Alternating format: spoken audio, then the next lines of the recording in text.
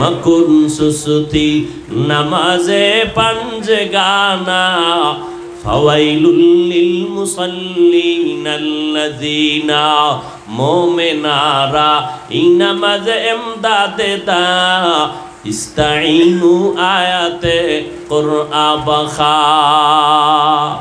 নামাজ, মানুষের নামাজ যত ভালো তার আমল ভালো, যার নামাজ যত সুন্দর তার চেহারা তত সুন্দর, যার নামাজ যত সুন্দর তার অন্তর তত সুন্দর, যার নামাজ যত সুন্দর তার লেনদেন তত সুন্দর, নামাজ যার যত সুন্দর তার ওয়াদা তত সুন্দর, নামাজ যার যত সুন্দর তার আখলাক চরিত্র তত সুন্দর, তার ব্যবহার তত সুন্দর। বড় হুজুর ব্যবহার ভালো না, নামাজ ভালো না।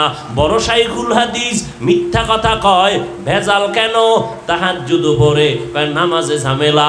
যার নামাজে ঝামেলা তার জবানে ঝামেলা, যার নামাজে ঝামেলা তার অন্তরে ঝামেলা, যার নামাজে ঝামেলা তার ওয়াদা রক্ষায় ঝামেলা। এই নামাজ যার যত সুন্দর তার আল্লাহর মোহাব্বতে ব্যবহারও তত সুন্দর। যত বড় ব্যক্তি ভাগরিওয়ালা হোক, যদি দেখেন ব্যবহার ভালো নাই, লেনদেন ভালো নাই, বোঝা গেল তার নামাজ ভালো নাই। কি নাই? নবীজির হাতে একজন নব মুসলিম কালেমা পইরা মুসলমান। নবী বলেন ঈমান আনার পরে প্রথম দায়িত্ব নামাজ, নামাজ আদায় করো। নব মুসলিম কোন রকম নামাজ শিখা নামাজ পড়ে, কিছুদিনে ভাবে নামাজ ছাড়ে না। একদিন সাহাবায়ে কেরাম বলেন, ইয়া রাসূলুল্লাহ, এই নতুন মুসলমান নামাজ পড়ে ঠিক, কিন্তু বাইরে গিয়া গুনাহ করে। বাইরে গিয়ে কি করে? অথচ আল্লাহর ওয়াদা যে নামাজ পড়বে সে গুনাহ করবে না। ইন্নাস সালাতা তানহা আনিল ফাহশাই ওয়াল মুনকার ওয়া লাযিকরুল্লাহি আকবার। সে নামাজও পড়ে গুনাহও করে। আমরা সেরকম নামাজি, নামাজও পড়ে সুদ খায়, নামাজ পড়ে ঘুষ খায়, নামাজ পড়ে দাড়ি কামায়, নামাজ পড়ে বেপরদায় চলে, নামাজ পড়ে মিথ্যা ওয়াদা করে, নামাজ পড়ে দুর্নীতি করে, নামাজ পড়ে ভাইয়ের উপরে জুলুম করে, বোনের উপরে জুলুম করে, নামাজ পড়ে মুরব্বির সাথে বেয়াদবি করে, নামাজ পড়ে ভাই বোনের সাথে মা বাবার সাথে বেয়াদবি করে। এই রকম গুনাহগার বান্দা আছে না নাই? নব মুসলিমও নামাজ পড়ে বাইরে গিয়া গুনাহ করে। একবার নবী শুনছেন, নবী কিছু বলেন না।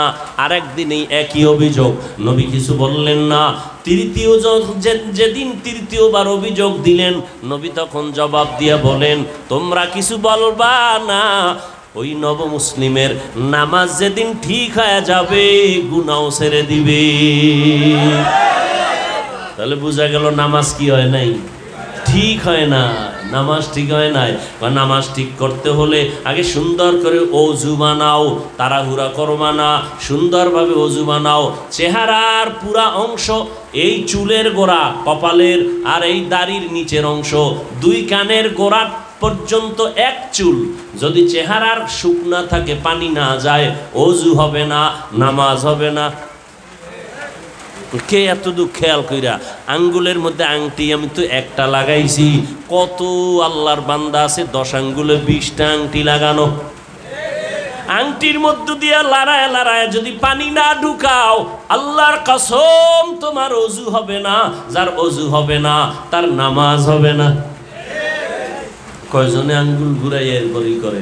এরপরে নখের ভেতরে পানি দিতে হবে, নখের ভেতরে পানি গেল কিনা, নাকের ভেতরে পানি গেল কিনা। টাকনুগিরা পায়ের, টাকনুগিরি শীতের দিন তো শুকনা থাকে, এই জন্য আমরা ওযু করার আগে প্রথমে পাও ধুইয়া লই, পানি মাইরা লই, যাতে ওযুর বাকি অংশ ধুইতে ধুইতে ওইটা নরম হয়। শেষ সময় যেন পানি দিলে পুরাটাই ভিজে। এক চুল যদি শুকনা থাকে ওযু হবে না। আল্লাহর কসম, যার ওযু হবে না তার নামাজ হবে না। এই জন্য বলছি, নামাজ যার যত সুন্দর তার আমল সুন্দর, তার আখলাক সুন্দর, তার চরিত্র সুন্দর, তার ব্যবহার সুন্দর, তার লেনদেন সুন্দর। যার নামাজ ঠিক নাই তার কোনো কিছুই ঠিক নাই। তাহলে এই ক্ষেত্রে আল্লাহর সাহায্য লাগবে। 1 নম্বরে ধৈর্য, 2 নম্বরে নামাজ। আল্লাহ পাকের নবী বলেন, মাইয়ুরিদিল্লাহু বিহি খাইরান ইউসিব মিন। আল্লাহ যাকে বেশি মোহাব্বত করেন তাকে মুসিবত দিয়ে পরীক্ষা নিবেন। তাহলে মুসিবত আসা, এটা আল্লাহ খুশি হইয়া দিছেন, এটা মুমিনের আকীদা বিশ্বাস। আল্লাহ ভালোবাসলে তারে মুসিবত দেন। কি এই মিয়া বিয়া কইরা বউ বানাইবেন, এটা আপন ভালোবাসার জীবনের আপন সাথী, তাহলে তারে আগে পরীক্ষা করে না? কথা কন না কেন? বিয়া করবে একজন, মাইয়া দেখছে 10 বাড়ি, কয় বাড়ি? 10 বাড়িটাই নিবে? নিবে না। 10টা মাইয়া দেখা এবার যাচ পড়তাল করে, যাচাই করে, পরীক্ষা করে, চিরুনি অভিযান লাগায়নি?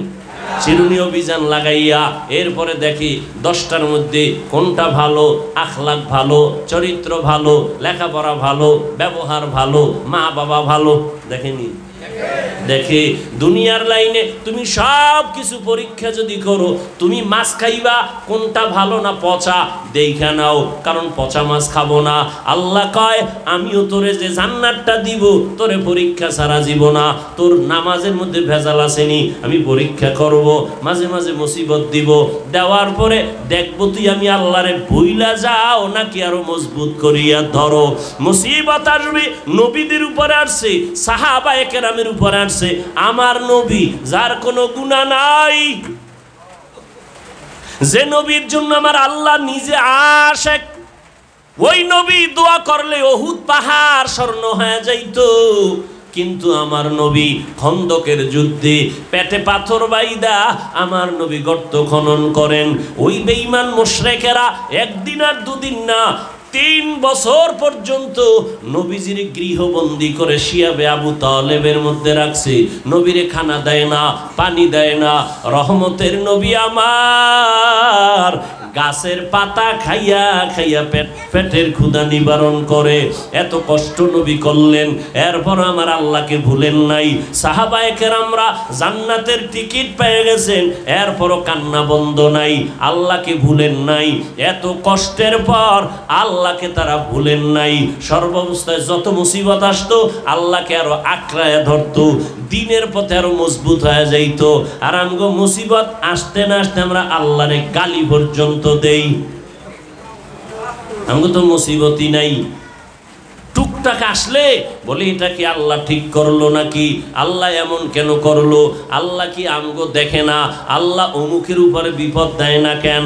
ওরে নবী কয় যারে আল্লাহ বেশি ভালোবাসবেন তারে মুসিবত দিয়া পরীক্ষা নিবেন, সন্তান দিয়া নিয়ে যাবেন, আবার অসুস্থতা বানাইয়া আল্লাহ পরীক্ষা নিবেন।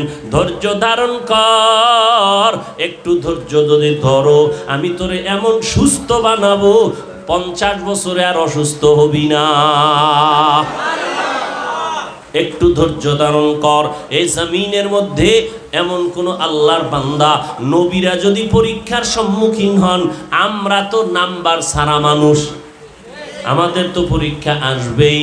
কি আর আমগো তো দোষের অভাবও নাই, নামাজও ঠিক নাই, রোজাও ঠিক নাই, তেলাওয়াতও ঠিক নাই, মা বাবার সাথে ব্যবহার ঠিক নাই, ভাইয়ের সাথে ব্যবহার ঠিক নাই, জুলুম আর জুলুম আর জুলুম। সব জুলুমের তোকমা আওয়ামী লীগের দিয়া লাভ নাই।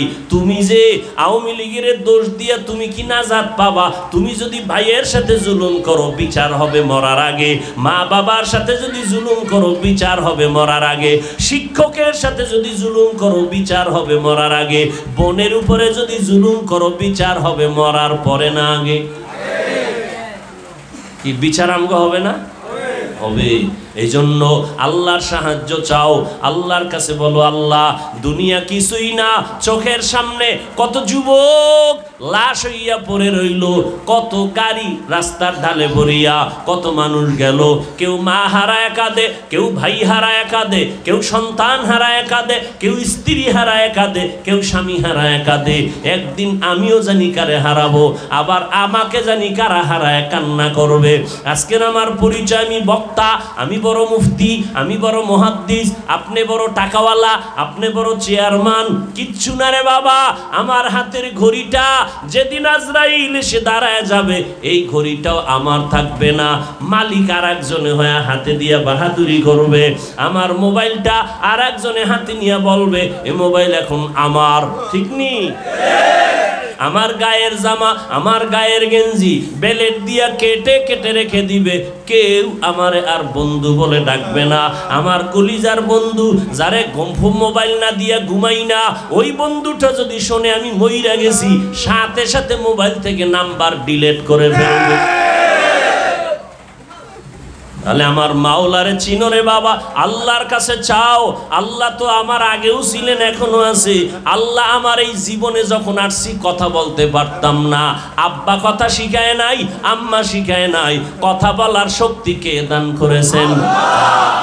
দুনিয়াতে আসার সময় দাঁত ছিল না, আব্বা কোনোদিন দোয়া করে নাই আল্লাহ সন্তানের দাঁত দাও, মাও দোয়া করে নাই, সময় মতো দাঁতকে দিছেন।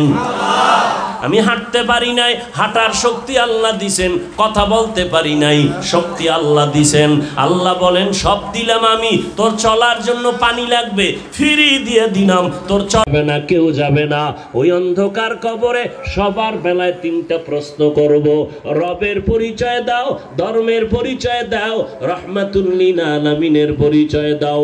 এই জবাব যারা দিবে তাদের কবর হবে জান্নাতের বাগান, যারা দিতে পারবা না তাদের কবর হবে জাহান্নামের টুকরা। সাহাবায়ে কেরামরা এই ভয়ে আল্লাহর কাছে এত জীবন কাঁদলেন, নবীজি পর্যন্ত কান্না করতেছেন। হাসরের ময়দানে আমার উম্মতের কি হালাত হবে? ও আল্লাহর বান্দারা, আমরা হুজুরেরা আপনাদের পাও ধরে ধরে বয়ান করি, কিন্তু বলি না আপনারা স্কুল ছেড়ে আমগো মতো হুজুর হইয়া যান, একবারও বলি না। বরং স্কুলে পড়ুয়া ভাই পড়ো, কলেজে পড়তেছো পড়ো, চাকরি করো করো, বাধা নাই, ডাক্তার হও, ইঞ্জিনিয়ার হও, প্রফেসর হও, কিন্তু দাবি বেয়াদব হইও না। তোমার ব্যবহারে যেন মা বাবা কষ্ট না পায়, ওস্তাদরা কষ্ট না পায়, আলেম ওলামা কষ্ট না পায়, তোমার আচরণে যেন মুরব্বীরা কষ্ট না পায়। দিলটা নরম করিয়া নবীর তরিকা মানিয়া চলো, তওবা করো। তোমার মতো যুবক স্কুল কলেজে পড়ে, জীবনে মাদ্রাসায় পড়ে নাই, স্কুল কলেজে জেনারেল লাইনে থাকিয়া 5 বেলার নামাজ পড়ে আছে না নাই? তুমি নিজেরে জিজ্ঞাসা করো, তুমি কেন পারো না? তোমার মতো যুবক বাবা রাস্তায় গাড়ি চালায়, ড্রাইভারি করে 5 বেলার নামাজ পড়ে আছে না নাই? তোমার মতো যুবক তাকায় দেখো, নদীর মধ্যে মাছ ধরে, নামাজ ছাড়ে না, চাকরি করে নামাজ ছাড়ে না, ব্যবসা করে নামাজ ছাড়ে না। তুমি কেন পারবা না? মনটাকে বুঝাইয়া এখন থেকে তৈরি হও, আর নামাজ ছাড়বো না, মা বাবারে কষ্ট দিব না, ওলামায়ে কেরামের সাথে বেয়াদবি করব না, নবীজির তরিকা মেনে চলবো, মা বাবার দোয়া নিয়ে চলবো, 5 ওয়াক্ত নামাজ আদায় করব। স্কুলে পড়ি, কলেজে পড়ি, নামাজ আর সারা যাবে না, জবান দিয়ে মিথ্যা বলবো না, কারোর সাথে বেয়াদবিমূলক আচরণ করব না।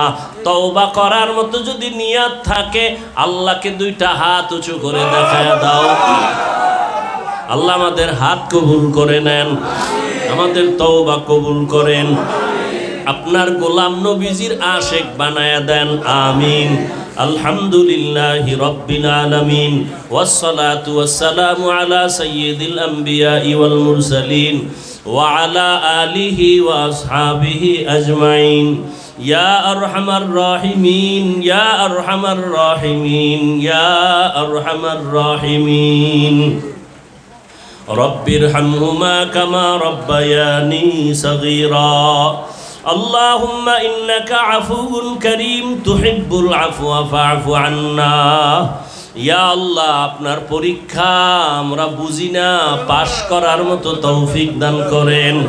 আমাদেরকে সাবিরিন, শাকিরিন, জাকিরিনদের অন্তর্ভুক্ত বানায় দেন। আয় আল্লাহ, আপনার প্রত্যেকটা হুকুমের উপরে আমাদের রাজি খুশি থাকার তৌফিক দান করেন। নবীজির সুন্নাতওয়ালা জিন্দেগি দান করেন। আয় আল্লাহ, গুনাহ করিয়া জীবনটাকে নষ্ট করে ফেলেছি। গুনার কারণে আমার হাত না পাক, আমার চোখ না পাক, আমার জিহ্বা না পাক, আমার অন্তর না পাক। ও আল্লাহ, গুনাহ নিয়ে কবরে যেতে চাই না। ও আল্লাহ, গুনাহগারের শাস্তি সহ্য করতে পারবো না রে আল্লাহ। দুনিয়াতে সূর্যের গরম সইতে পারি না, বেতের বাড়ি মশার কামড় সইতে পারি না। গুনাহ করার পরে যদি তওবা না করিয়া কবরে যাই, ওই গুনাহগারের জন্য কবরে জাহান্নামের আগুন, একটা না দুইটা না 70 থেকে 99টা সাপের আক্রমণ, ওই কবরের দুই পার্শ্বের মাটির চাপ সহ্য করার সম্ভব হবে না রে আল্লাহ।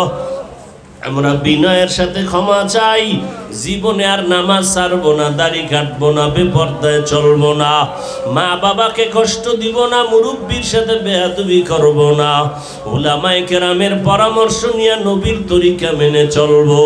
আমাদের তওবা কবুল করেন আল্লাহ, তওবার উপরে মজবুত হয়ে চলার তৌফিক দান করেন। আয় আল্লাহ, উলামায়ে কেরাম, মুরব্বি, হাজী সাহেব, ব্যবসায়ী, চাকরিজীবীদের কবুল করে নেন। আমার কলিজার যুবক ছাত্র ভাইদের কবুল করেন। পর্দার আড়ালের মা বোনদের আবেদা পর্দানিশি বানায় দেন। আয় আল্লাহ, আপনার গোলাম হিসাবে কবুল করে নেন। নবীজির রওজা বাইতুল্লাহ জিয়ারতের ব্যবস্থা করে দেন। সুন্নাতওয়ালা জিন্দেগি দান করেন। আয় আল্লাহ, মাদ্রাসা মসজিদগুলো কবুল করে নেন। অন্যান্য শিক্ষা প্রতিষ্ঠানগুলো নবীর আদর্শে কবুল করেন। আমার কলিজার যুবকদের 5 ওয়াক্ত নামাজি, কোরআন পড়নেওয়ালা বানায় দেন।